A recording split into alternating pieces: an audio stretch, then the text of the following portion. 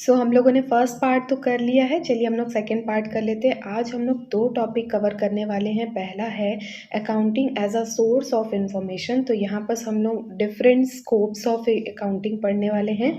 Next इसके बाद हम लोग पढ़ेंगे what are the qualitative characteristics of accounting information.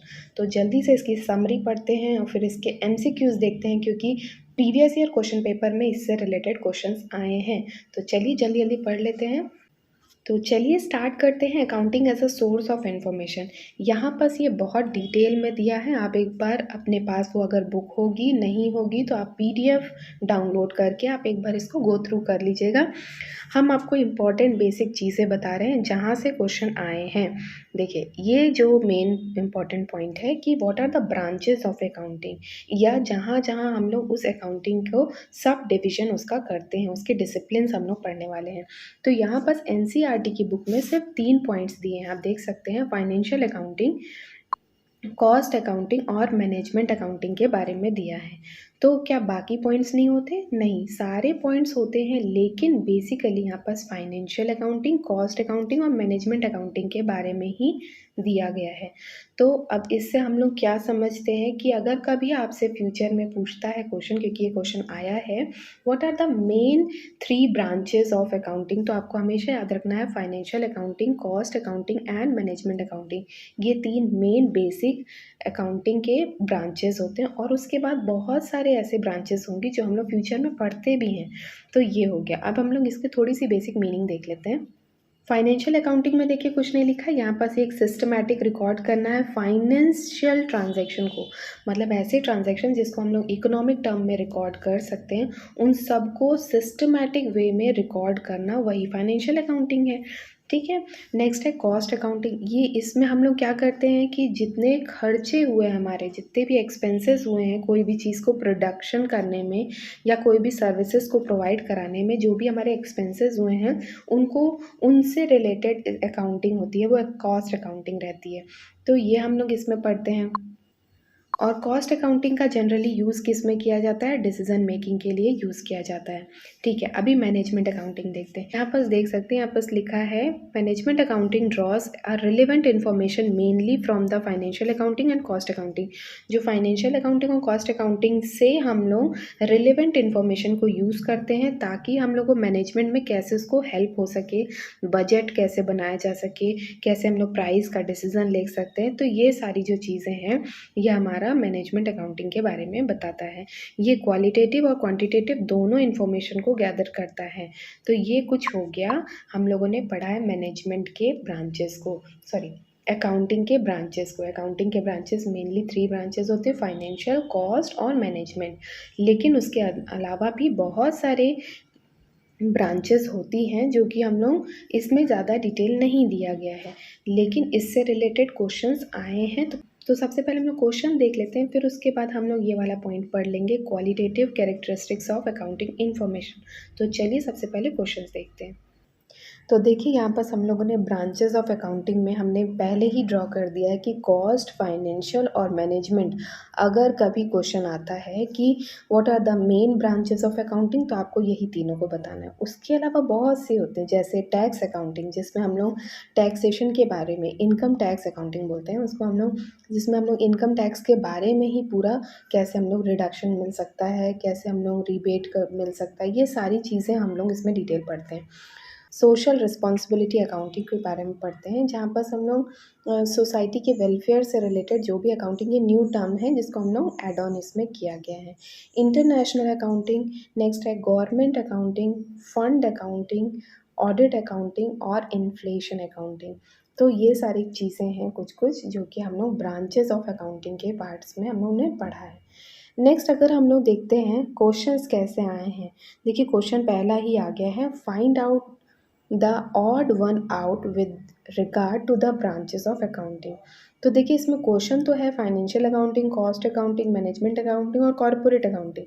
हम लोग ग्रेजुएशन में कॉर्पोरेट अकाउंटिंग भी पढ़ते हैं, तो कॉर्पोरेट अकाउंटिंग गलत नहीं होना चाहिए, लेकिन यहाँ पर आंसर की में कॉर्पोरेट अकाउंटिंग गलत है, मतलब इसका सही आंसर क्या है, कॉर्पोरेट अकाउंटिंग ही है।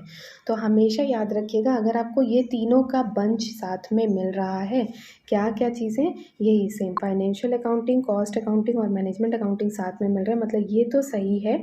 इसके अलावा अगर कुछ और आ रहा है तो वो may be the odd one out में आ सकता है। ठीक है, तो कॉर्पोरेट अकाउंटिंग इसका सही आंसर हो जाएगा। नेक्स्ट हम लोग क्वेश्चन देखते हैं। Comprises a range of accounting models designed to correct the problem arises from the historical cost accounting in comparison to rise in the price subsequently.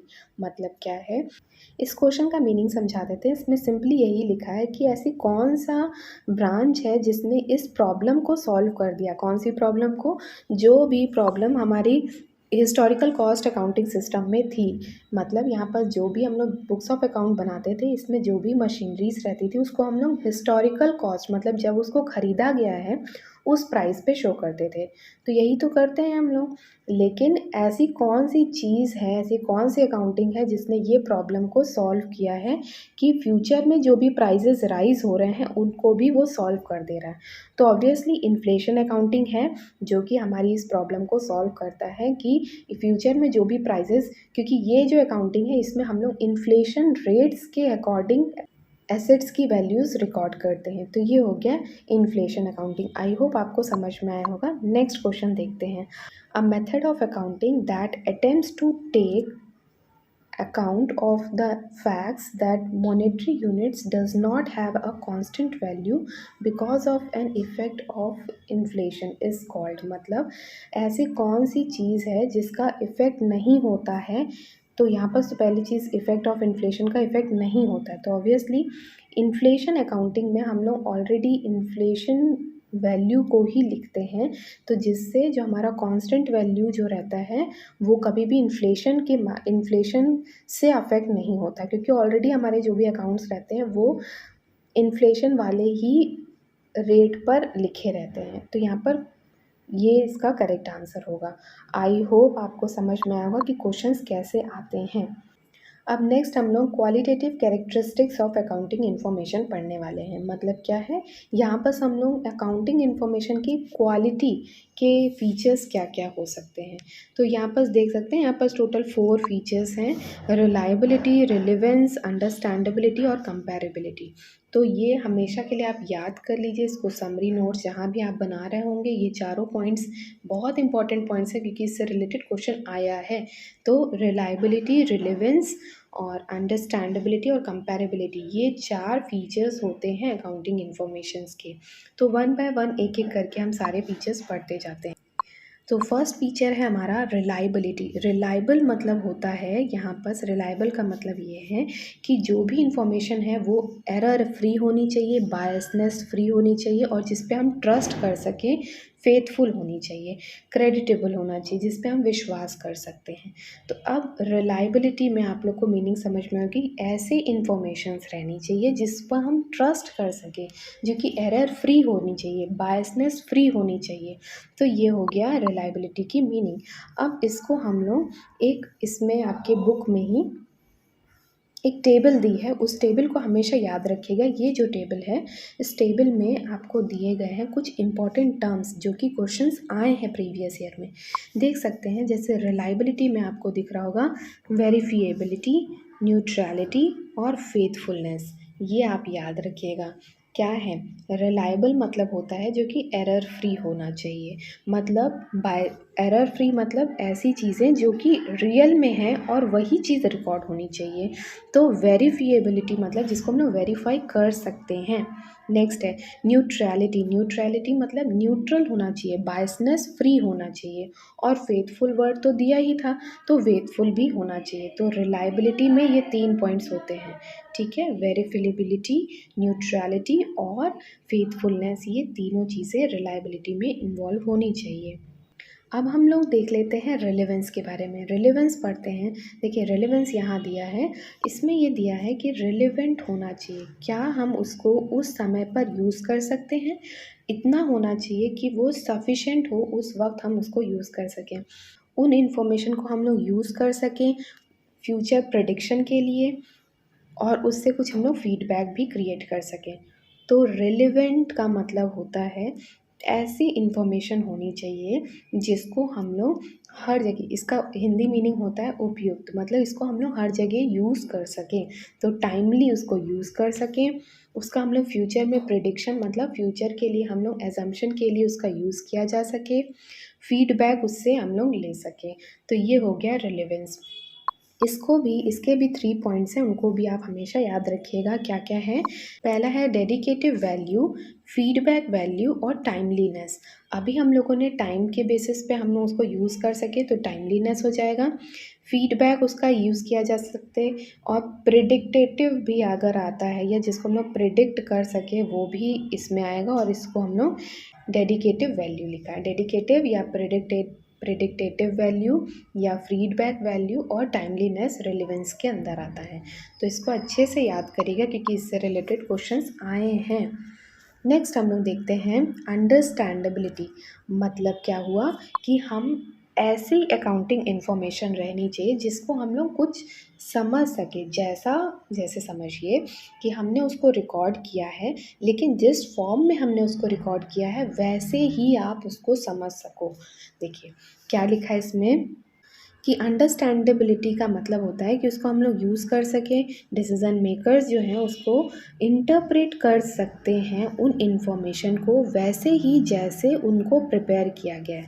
जैसे मैंने अकाउंट्स को प्रिपेयर किया है वैसे ही जो डिसीज़न मेकर, मतलब जो हमने कम्युनिकेट करके जिनको पहुंचाया, वो भी उसको वैसे ही समझे जैसे उसको बनाया गया है, तब तो उसकी मीनिंग क्लियर होगी। समझ में आपको? मतलब गुड और बैड कम्युनिकेशन के डिफरेंस बिटवीन के बारे में बताया गया। मतलब गुड कम्युनिकेशन तभी होती है जैसा मैंने आपको बताना है वैसे ही आप समझ जाओ, तो अंडरस्टैंडेबिलिटी हुई। तो यहाँ पर third point I hope clear हुआ होगा। इसमें कोई अंदर इसके कोई अदर पॉइंट्स नहीं है, तो इसको ज़्यादा आपको उतना याद नहीं रखना है, बस अंडरस्टैंडेबिलिटी की मीनिंग क्लियर होनी चाहिए। नेक्स्ट हम लोग देख लेते हैं, एक है कंपैरेबिलिटी। कंपैरेबिलिटी मतलब होता है कि ऐसी अकाउंटिंग इन्फॉर्मेशन रहे जिसको हम लोग फ्यूचर में अगर हम उसको कंपेयर करना चाहें तो किसी और टर्म में किसी और चीज़ों से उसको हम कंपेयर कर सकते हैं। मतलब यहाँ पर लिखा है it is not sufficient that the financial information is relevant and reliable. सिर्फ रिलेवेंट और रिलायबल होना ही सफिशिएंट नहीं है, बल्कि उसको हम लोग फ्यूचर में डिफरेंट टाइम पीरियड्स में उसको कंपेयर करना चाहें, डिफरेंट एंटिटीज़ से अगर उसको कंपेयर करना चाहें तो हम कंपेयर कर सकें, ऐसी अकाउंटिंग इन्फॉर्मेशंस होनी चाहिए। आई होप ये क्लियर हुआ होगा। तो अब हम ये टेबल को अच्छे से देख लेते हैं। इस टेबल में देखिए आप लिखा है कि इस फीचर्स को हम लोग 4 पार्ट्स में डिवाइड करते हैं। सो द फर्स्ट पार्ट है ये रिलायबिलिटी। रिलायबिलिटी में 3 पार्ट्स आएंगे आपके। फर्स्ट पॉइंट है वेरीफाइएबिलिटी, न्यूट्रलिटी और फिर फेथफुलनेस, ये हो गया। नेक्स्ट है रिलेवेंस। रिलेवेंस मतलब वो समय पर इस्तेमाल हो जाए, उपयुक्त हो जाए। तो टाइमलीनेस, टाइम पर इस्तेमाल हो। फीडबैक, प्रिडिक्टेटिव या उसी को हम लोग डेडिकेटिव भी बोलेंगे। तो ये सारी चीज़ें हमारी हो गई। नेक्स्ट हम लोग ने थर्ड पढ़ा था अंडरस्टैंडेबिलिटी, मतलब उसको हम लोग समझ सकें, अंडरस्टैंड कर सकें। नेक्स्ट उसके बाद हम लोगों ने पढ़ा कंपेरेबिलिटी, उसको हम कंपेयर कर सकें। आई होप ये क्लियर हुआ होगा। अब इसके हम क्वेश्चंस देख लेते हैं। तो देखिए क्वेश्चन पहला हम लोगों ने इसको समरी जैसा बना दिया है। क्या लिखा है इसमें? फीचर्स वही सेम है। रिलायबिलिटी मतलब एरर फ्री, एरर फ्री मतलब वो वेरीफिएबल होना चाहिए और न्यूट्रल होना चाहिए और फेथफुल होना चाहिए जिस पे हम विश्वास कर सकें। फिर है रिलेवेंस। रिलेवेंस मतलब टाइमलीनेस, टाइम पर भी इसको यूज़ किया जा सकता है, तो टाइमलीनेस, फीडबैक और प्रिडिक्टेटिव या फिर इसको हम लोग डेडिकेटिव भी बोलेंगे। अंडरस्टैंडेबिलिटी का मतलब हो गया जिसको हम समझ सकें, अंडरस्टैंड कर सकें। नेक्स्ट उसके बाद है कंपेरेबिलिटी, जिसको हम लोग कंपेयर कर सकें फ्यूचर में किसी और कंपनीज़ के साथ या अपने टाइम के अकॉर्डिंग। तो ये हो गया total 4 features of accounting. Information. अब इसके क्वेश्चंस देखते हैं। तो फर्स्ट क्वेश्चन है, which of the following is not an attribute of reliability of accounting information. देखिए, रिलायबिलिटी में न्यूट्रलिटी तो था ही, वेरीफिएबिलिटी भी थी और फेथफुलनेस भी था। तो टाइमलीनेस तो इसका नहीं था। टाइमलीनेस किसका था? रिलेवेंट का था। आई होप याद होगा आपको। देखिए, KVS 2016 में क्वेश्चन आया है, तो इसको हमें इतने डेप्थ में पढ़ना है कि क्वेश्चंस हम बना सकें। नेक्स्ट क्वेश्चन है, which of the following is not a characteristics of accounting information. अगर यहीं पास क्वालिटेटिव कैरेक्टरिस्टिक्स भी बोलता तो भी कुछ अलग नहीं था, क्योंकि हम लोगों ने क्वालिटेटिव ही पढ़ा है। तो क्वालिटेटिव कैरेक्टरिस्टिक्स में क्या नहीं है? रिलायबिलिटी है, रिलेवेंस है, अंडरस्टैंडेबिलिटी है, प्रोफिशिएंसी तो नहीं था, इसीलिए ये इसका करेक्ट आंसर हो जाएगा। आई होप समझ में आया होगा ये क्वेश्चन आपको। अब ये सब कंटेंट प्रिपेयर करने में बहुत मेहनत लगती है। अगर आपको थोड़ी सी भी वीडियो अच्छी लग रही हो तो प्लीज़ लाइक और सब्सक्राइब ज़रूर कीजिएगा। Thank you so much.